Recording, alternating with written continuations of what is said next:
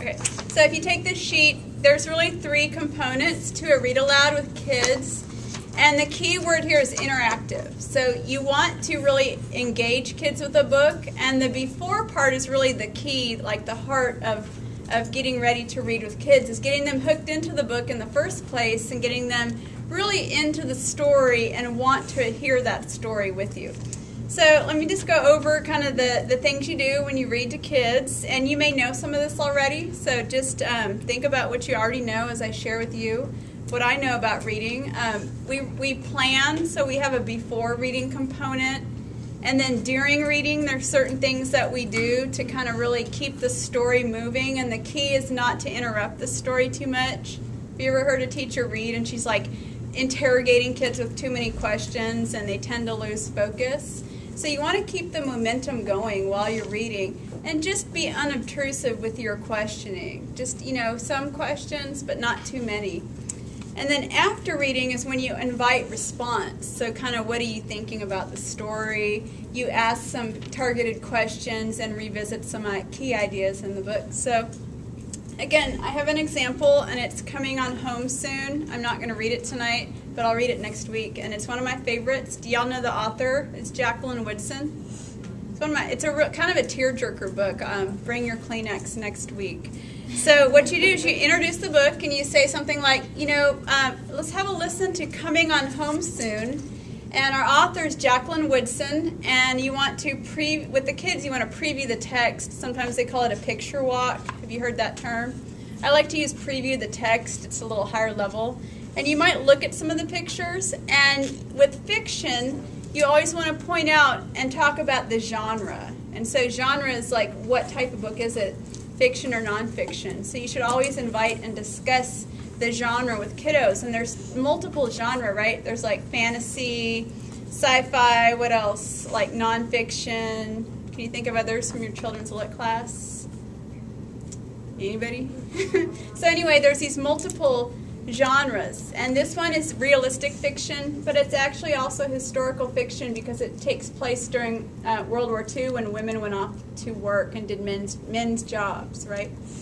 So in this book, the mother goes and works on the railroad, and so the issues of like race and gender and even social class come up in this book. So you kind of have to contextualize the story and tell kids that, like, well, back then a lot of women weren't working and doing the jobs that men traditionally did. So you kind of have to preface that. You might even say this took place during World War II, which was like, 60 years ago.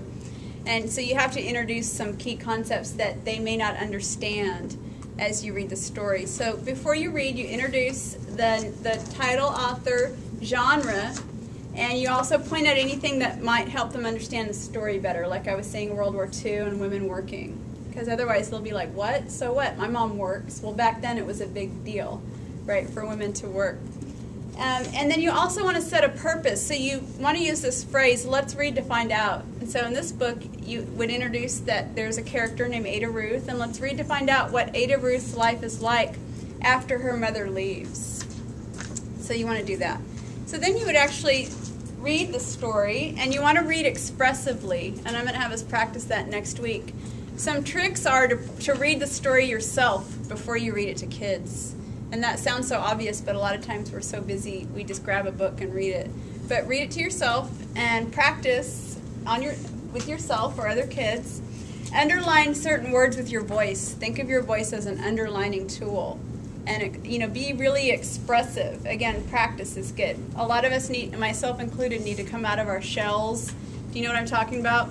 When we read, and just be more expressive with our reading to engage kids.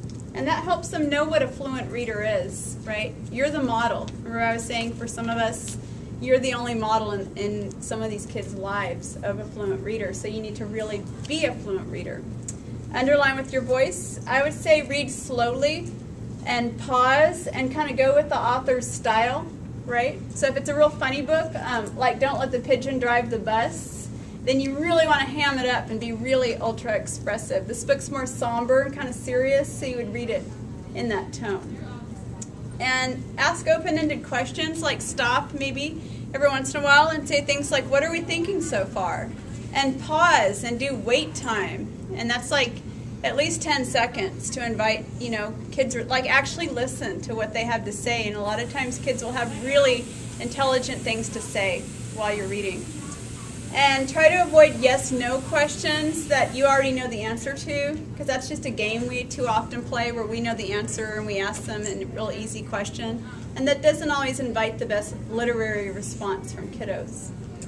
And then again, try not to overdo too many questions. And then after you read, you might ask them what they thought of the story. Again, invite that personal response. You can ask high-level questions about characters. For instance, in this book, what was the grandmother like? What are some words to describe the grandmother? How do you know that? What evidence in the text told you that? Now, that sounds like you're being like an attorney, right? But you're really not. The kids are used to that question. So you might say something like, and this is a phrase I want you to memorize, let's revisit the text. Let's go back and find out what, because that's okay. A lot of times have you read something and then later you're like, wait, what did I just read?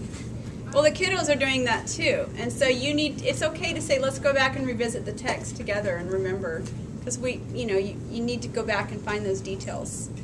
And you can also focus on key themes of the story. So like in this book, there's many themes. It's family, it's hard work, it's struggling and hard times, which actually is a theme for our current times, isn't it? So at the end is a time to revisit key themes, which you should have thought of before you read the story, so that kids don't take you off in too many directions. Sometimes you have to rein them back in to what the story was about.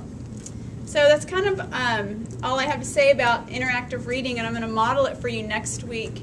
And I want you to bring your favorite children's book so that we can practice a little bit of interactive reading with some neighbors. So you can press the red button.